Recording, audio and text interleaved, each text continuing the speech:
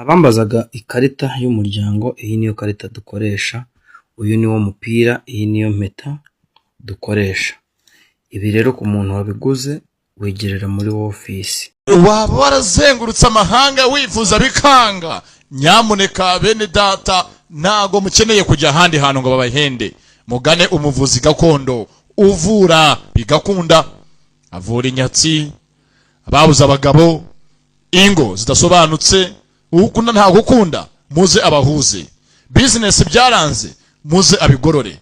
Baguterereje ihembe, vayo aritumure. Abafitiye imiti ivura indwara zikurikira: umuti w'amavangingo ku badamu, gutera akabariro, gukuza igitsina, kwikinisha, tuvura uburemba, ubugumba, tuvura amarozi, amategano, amahuherano, amaryano, dutanga umuti utuma uhurwa inzoga n'itabi. Si nibyo gusa, tubafitiye imiti ivura amibe, diabete, kanseri, tuvura indwara z'uruhu, izo mu nda, iz'ubuhumekero.